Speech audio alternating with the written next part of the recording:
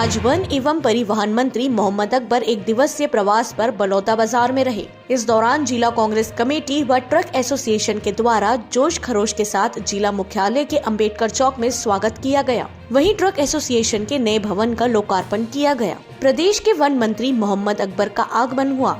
मुख्यालय के अंबेडकर चौक में जिला कांग्रेस कमेटी व ट्रक एसोसिएशन के द्वारा जोश खरोश के साथ स्वागत किया गया। तत्पश्चात जिला कांग्रेस कमेटी के कार्यालय में प्रेस वार्ता किया। अकबर ने मीडिया के सामने कहा कि छत्तीसगढ़ प्रदेश की भूपेश सरकार सभी वर्गों के लिए कई योजना चला रही है, जिसका लाभ आम जनता को मिल रही है। चाहे 2500 रुपए समर्थन मूल्य में धान खरीदी हो या वन उत्पाद न्याय धन योजना हो, सभी वर्गों को सरकार की नीति समझ आ रही है।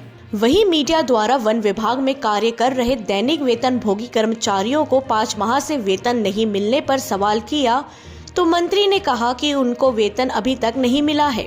उसकी जानकारी मीडिया के माध्यम से मिली है।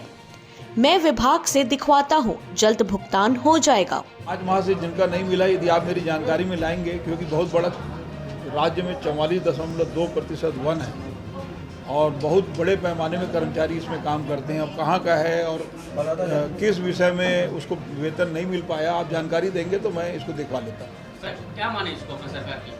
नहीं, सरकार का कुछ मानने की ज़रूरत नहीं है। आप जानकारी में ले आओ और जो बेहतर हो सकेगा करेंगे उसको। रेंजरों की कमी है और बहुत स्थानों पर डिप्टी रेंजर रेंज का प्रभार संभालते हैं, वो सही है, कोई गलत नहीं है। में जो करोड़ों का सरकार की कोई शिकायत अब तक आई नहीं है, बल्कि ये शिकायत आई थी कि यहाँ पर लोगों को टेंडर नहीं भरने दिया जाता और इस कारण उसको शिफ्ट किया गया है। वो नई पोस्टिंग करने जा रहे हैं रायपुर में। मैं जवाब दे चुका उसका।